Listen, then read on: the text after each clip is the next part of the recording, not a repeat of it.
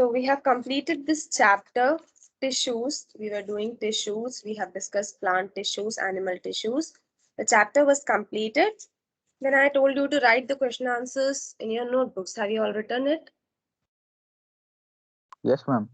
Yes, sir. Okay, okay, fine. So I gave you a homework also. The last question, that is E, structured and application Yes, questions. sir. Second one, I gave you homework. Have you all done it? Do you have any doubt? Yes, sir. No, ma'am. No doubt, ma'am. Okay, okay, fine. So had we discussed E first one? The first diagram, have we discussed that? No, ma'am.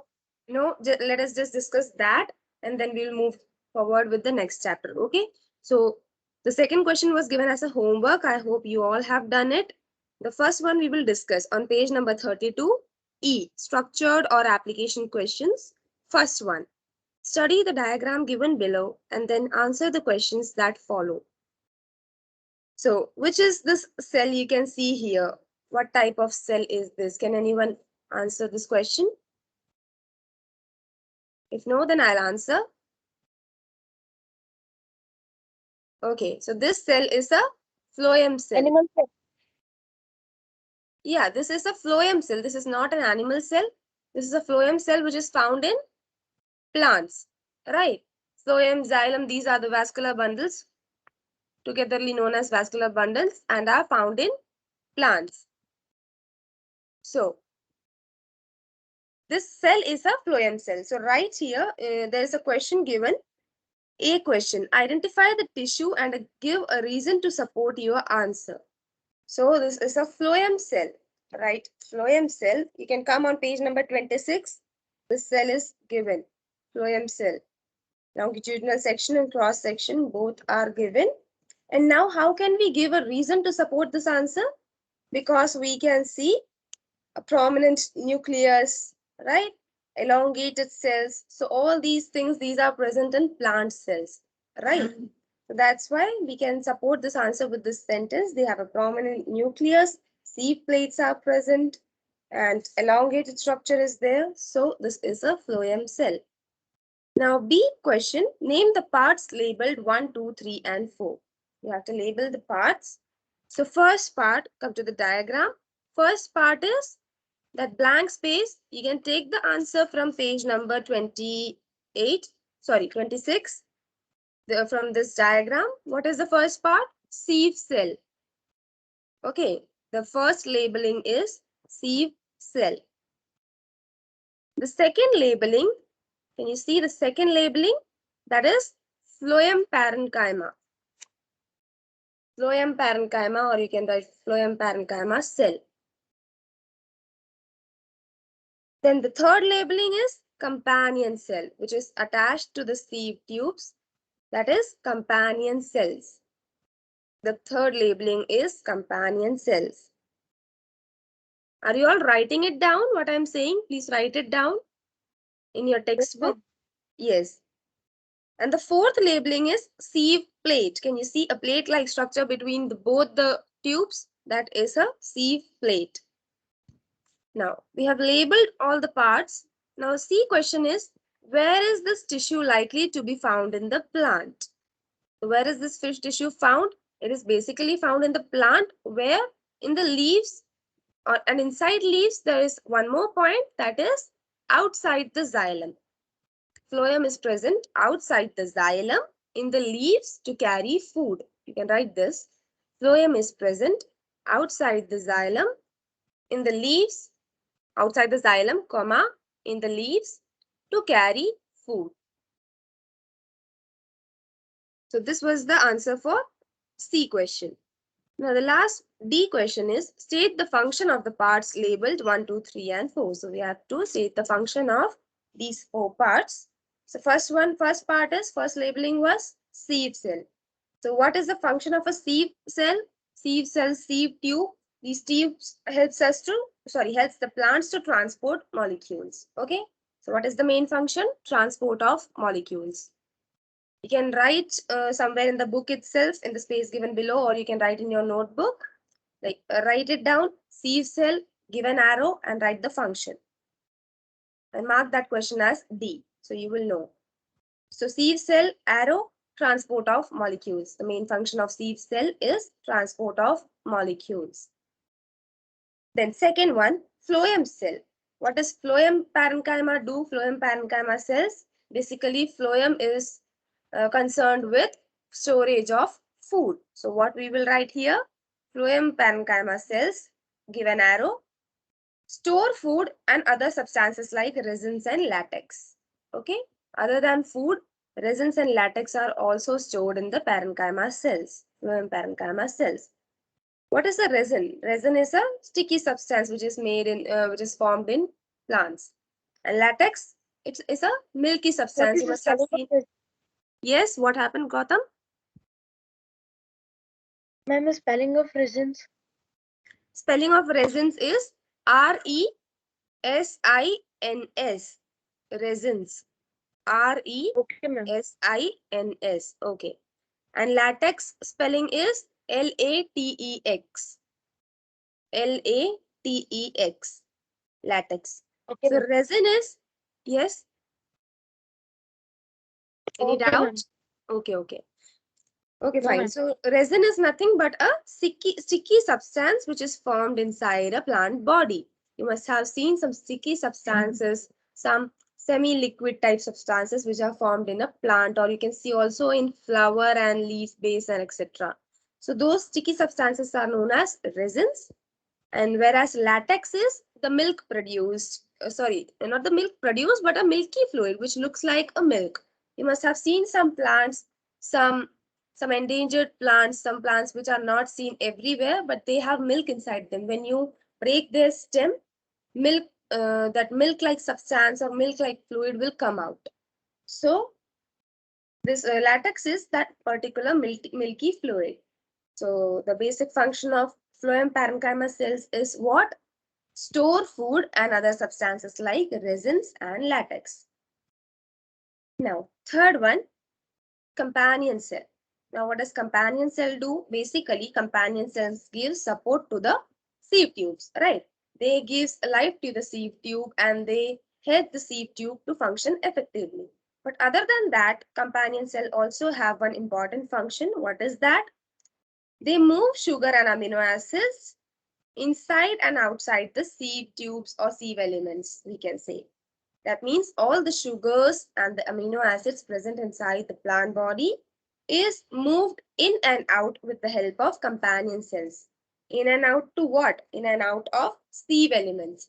That means all these sugar amino acids, they are moved in and out in the sieve elements. So this is controlled by, this activity is controlled by companion cells. Is it clear?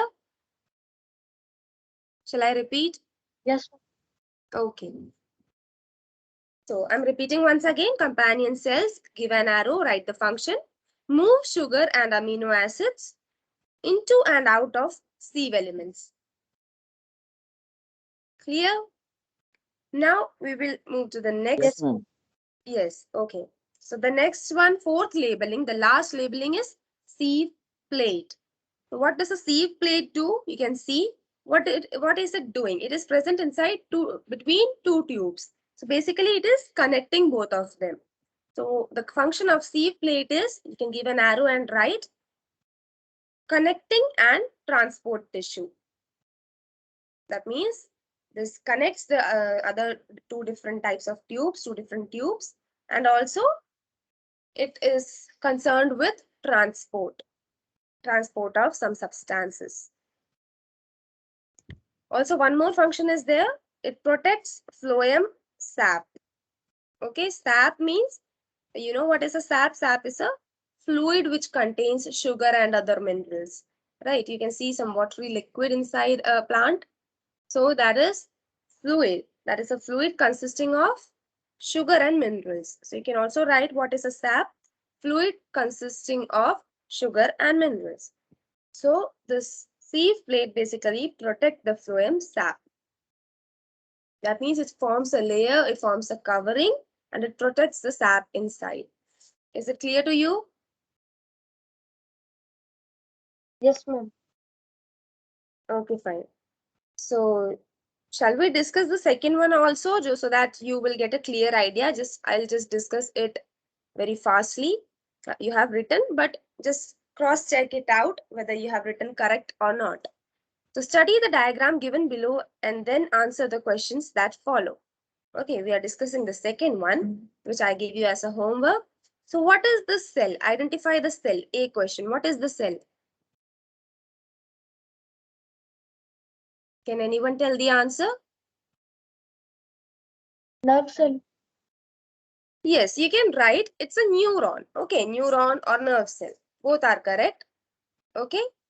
Nervous tissue, we have studied about nervous or neural tissue. So this is a nerve cell, and in bracket also you can write a neuron, right? And then B part. Name the parts labeled 1, 2, 3, 4, 5, and 6. Now what are the parts? So what is the first part is perikaryon. Okay, that cell body and that nucleus.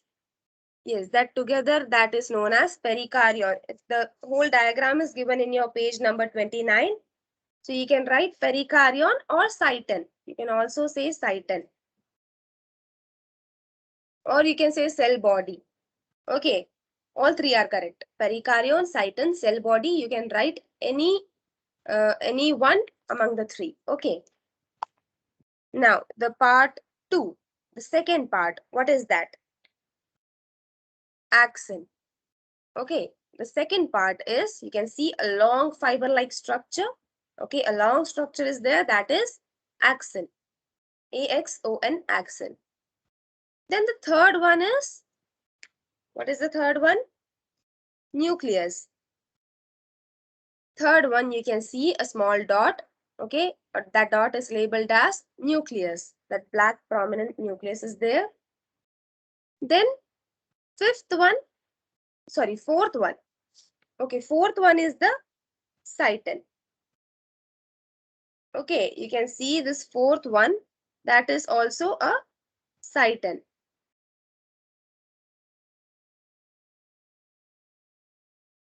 Ma'am. Sorry, yes. Fourth one, you have to write Nissl granules, okay? Yes, Gautam, what doubt you had? This thing? Ma'am, I was also saying that. Okay, fine. Yeah. So fourth one is Nissl granules, okay? That small granules which is present inside this nerve cell, that they are Nissl granules. And the fifth one is, you can see the whole, that whole fiber is known as axon. But the fifth one, which is only a single, this thing is labeled, so that is neurolemma. Okay, am I correct? You have written neurolemma? Yes, ma'am. Okay. So that single portion labeled as fifth portion, fifth labeling is neurolemma. And the last one, sixth one is axon endings. Okay, these root-like structures, they are axon endings. I hope you all have written this. Now, yes. So now let us discuss the C question.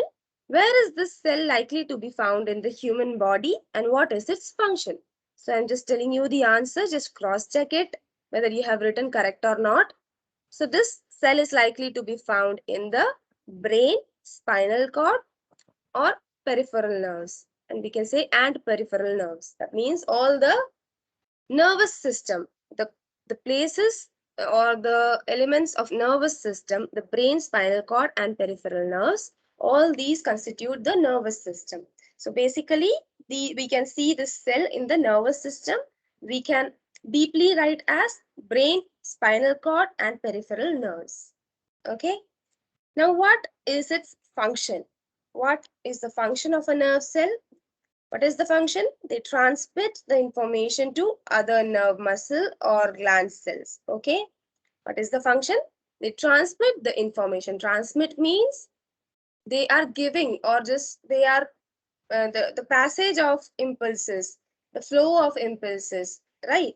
So basically their function is transmitting information to other nerve, muscle or gland cells. That means they transmit information to other nerve cells.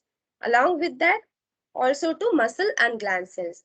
Our muscles work by the impulses of brain and spinal cord. What the brain gives the instruction, when brain gives us instruction, our muscles work.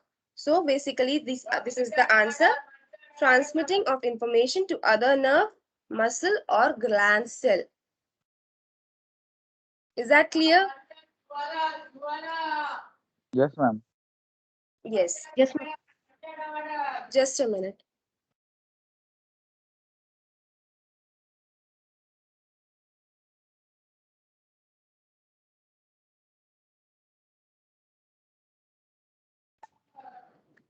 Yes. So can we start the next chapter? Yes, ma'am. Okay, we have time.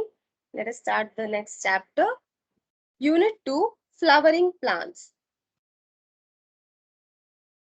Unit 2, flowering plants on page number 33. Chapter number 4, the flower. Now we are discussing the chapter flower.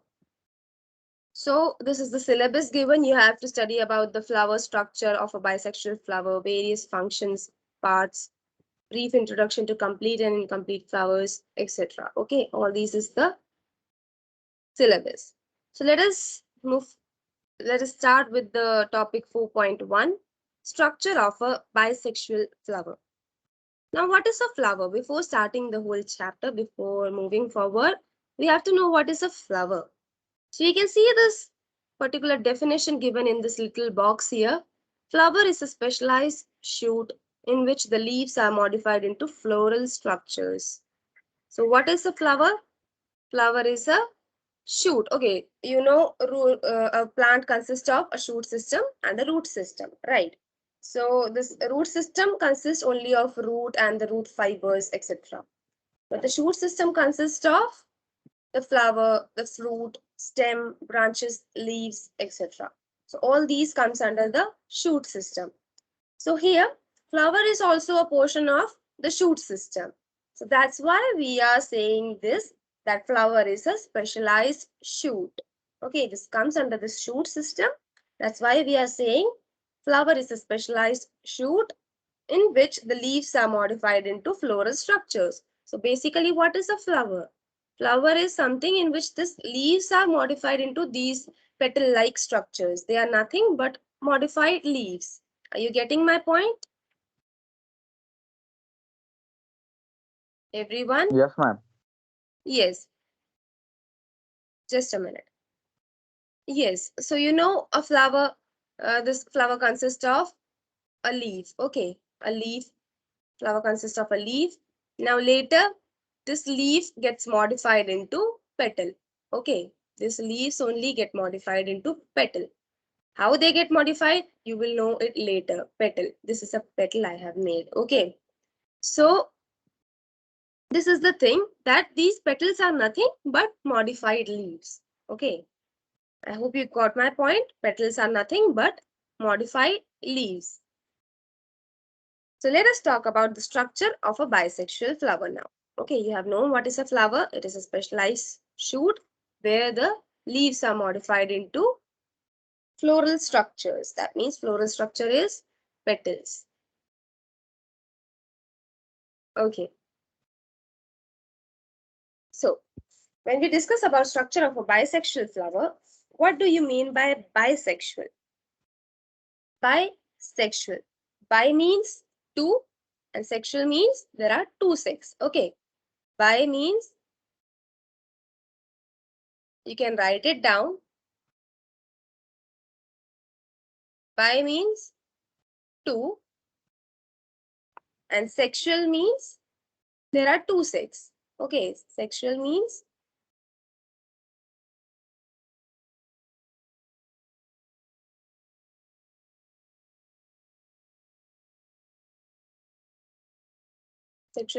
the sex present in them. Okay, that means we have two types of sex, male and female, right? Male and female. So sexual refers to male and female here. Male and female. So bi means two and sexual means the sex, which is male and female. We are talking about male and female sex organs. Okay. So what is a bisexual flower? A flower which has both the male and female sex organs. Do you get my point?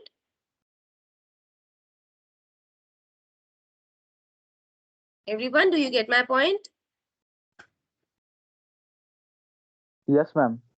Okay, Yes. fine. Yes. So bisexual is where both the male and female organs, reproductive organs or sexual organs are present. The flower which consists of both male and female reproductive organs. So there are some flowers where both of them are not present, or we can say they are present, but they are sometimes not active, not functional, or we can say they are vestigial in function. Vestigial means they are not active. So at that time, the flower is known as unisexual, right? So that time when this flower don't have any of them, that means either it will not have the male reproductive system or it will not have the female one. Or we can say it will have both, but sometimes it will have both, but it will not be active. One of them will not be active. So in that case, the flower is known as unisexual. Please write it down in the book. Only bisexual flower is given, but you have to know, you must know what is a unisexual flower also.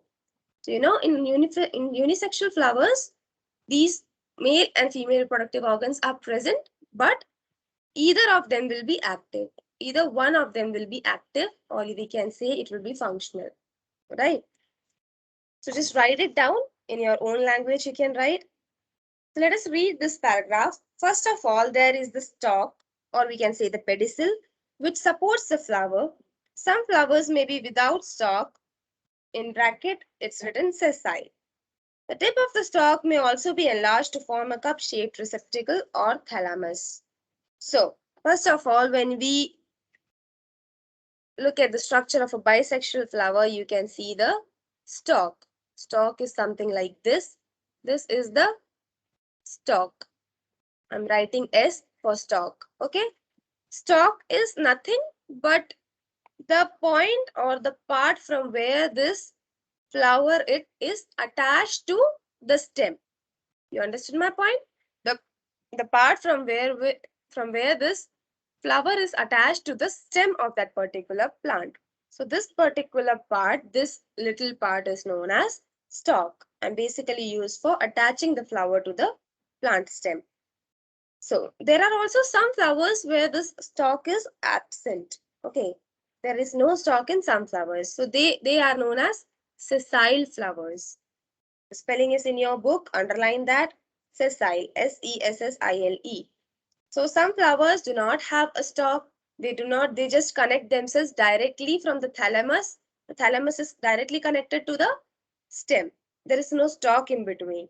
So those flowers which don't have a stalk is known as sessile flowers. Then talking about the tip of the stalk, in the tip of the stalk is a bulb-like structure you can see, or we can say enlarged cup-shaped structure. This is the thalamus. Thalamus, or we can say receptacle. The thalamus or receptacle. Now, what is the receptacle? From here, what happens? Organs grow from here. This thalamus, you can see above thalamus, you can see one ovary and ovules are there. So all the organs, all the organs of the particular flower grow from this point, this thalamus, or we can say this receptacle. You can see the sepals are coming out from this. You can see the petals coming out from this. You can see the ovary extending from this. So all the organs are growing from this particular point. What is that point? Sound is Yeah. not coming. Shall I repeat?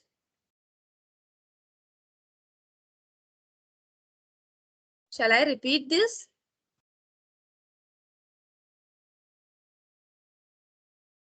No, ma'am. Okay, someone was saying Vapis bolo. So, okay, I'll just repeat it in a short way. Receptacle is the place from where organs grow. Okay. You can see the diagram of the flower given on your book on page number 33. See that diagram. From bottom, you can see stalk, receptacle. Now from receptacle, you can see it from receptacle only. The sepal is coming out. The petal is coming out. The ovary is extending from the this particular receptacle, and the anthers are coming out from this receptacle. So basically what happens from this receptacle, all the organs grow from here. Clear? Now it is also known as a thalamus. We can say a thalamus or a receptacle. Now moving forward, the floral parts are born on the thalamus in 4 whorls. Now we know this is the place from where all the different organs of the plant or the flower grow. Now all the floral parts are born on the thalamus in 4 whorls. There are 4 whorls. Whorls means nothing but parts or patterns. Okay, underline whorls. You can write the meaning of whorls. Whorls is known as patterns. So all these floral parts occur in 4 patterns. The first pattern or the first whorl is green sepals. You can see in the diagram, green sepals are there. Okay, so in this flower, you can see one sepal each. This sepal collectively is called as calyx. You have to by heart these names. Okay, these are scientific name given to particular parts. So you have to by heart these. So green sepals is the first whorl. You can see first thing coming out from the thalamus is this green sepal. So it is the first whorl and it is collectively known as calyx. Now, second whorl after sepal, what you can see? The second whorl is of petals. Okay, large, brightly colored petals. Now, petals are collectively known as corolla. Okay, you have to learn this. Sepals are collectively known as calyx. Petals are collectively known as corolla. So, the second whorl is this brightly colored pattern of petals, which is known as, togetherly known as corolla. Then you can see the third whorl. Okay, after this petals, you can see inside the petals, the third whorl is of the male parts. Okay, you can see the male parts covering the ovary, like all the fourth, you can see this anthers, filament, stamen, style, sorry, not style. This anther filament is the male part, togetherly known as stamen. So this is the third one. You can also, mark in this diagram, like first one is the sepal, second one is the petal. You can mark this. Okay, I'll show you like how to mark.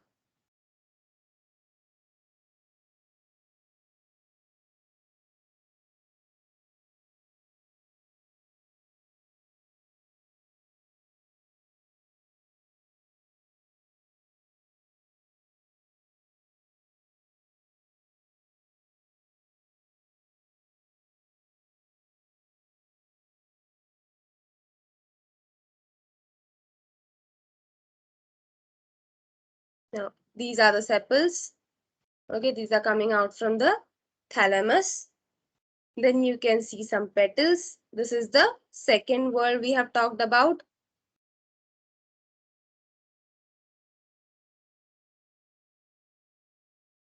Okay, these are the petals. Then you can see male parts. Okay, this is the male part. You can see this structure. This is anther. Okay, this top thing is anther. This is filament, and this filament and anther togetherly known as stamen. So they are covered. They occupy all the space inside the petal, like on the sides of the ovary. They are present. This is the male part. Okay, both of them, they are the male part, which is the third whorl. Now male part, when we describe them, male part, long thread-like structures somewhat projecting out and each usually ending in a bilobed tip. These are stamens. You can see this tip on your book. You can see they are bilobed. Okay, 2 lobes are there. So long thread-like structure is the filament and it is extending and it is ending with a bilobed structure, which is the anther.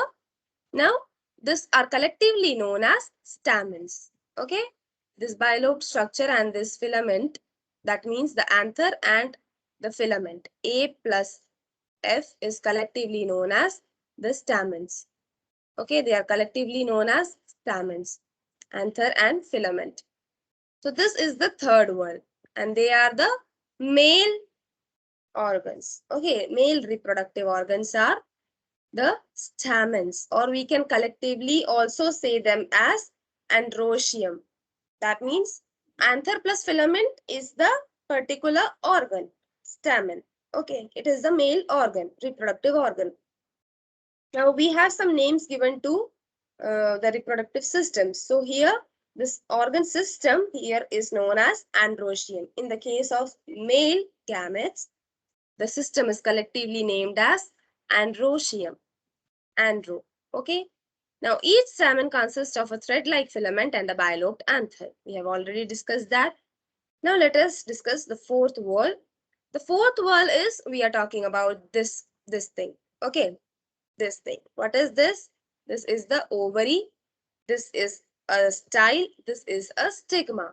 All these are female parts. So basically, ovary is the main female reproductive system. Okay, ovary consists of ovules. This consists of the whole female reproductive system. Now, the whole female reproductive system is, collectively known as gynoecium. Right? Male one is known as androecium, and the female one is known as gynoecium. Now you can see, you can read this paragraph. Centrally located pistil that may be formed of a single female unit called carpel, or of several fused carpels collectively called gynoecium.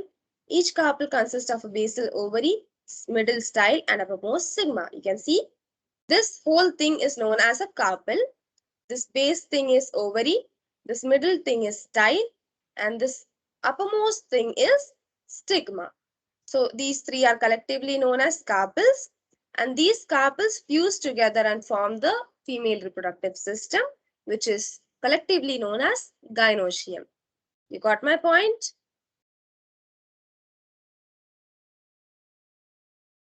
Everyone, can I get a yes? Yes, ma'am. Yes, ma'am. Okay. Just a minute.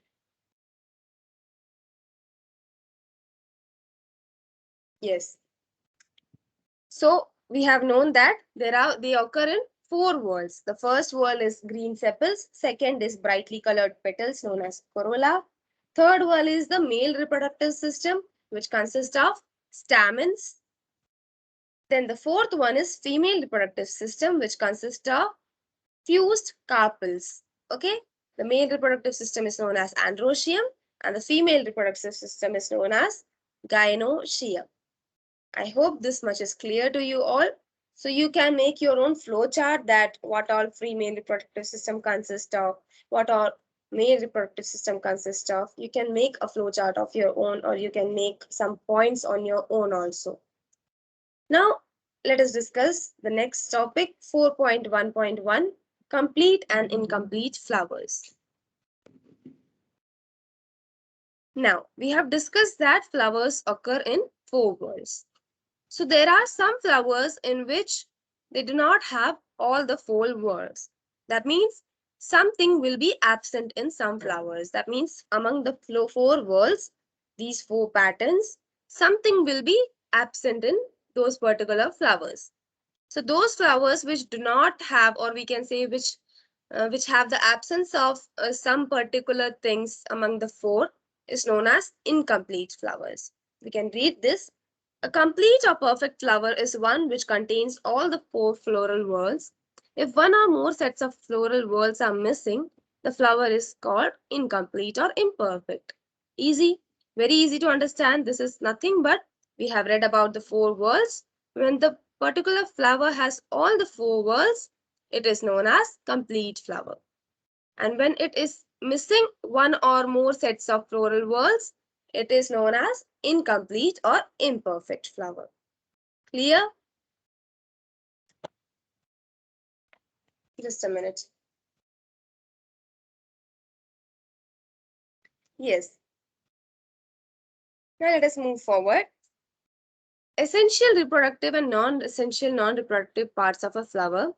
The essential parts of a flower are those that are directly concerned with reproduction. These parts consist of the stamens, male parts, and the carpels, female parts. We have known this, that the reproductive part of male is the stamen and female is the carpels. So they are the essential ones required in a plant. Now essential means the reproductive parts and non-essential means the non-reproductive parts. What are the reproductive parts? In male, they are stamens. In female, they are ovary. Okay, ovary consisting of ovules in females. Also the style and stigma, these are the female reproductive parts. Collectively, we can say as carpels. So other than that, what are the non-reproductive parts?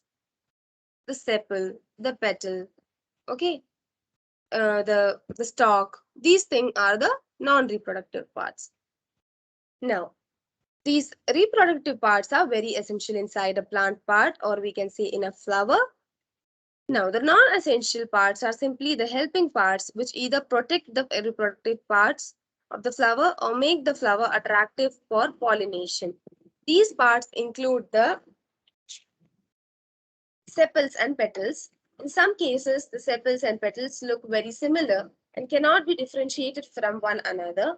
They are then called tepals, collectively called perianth.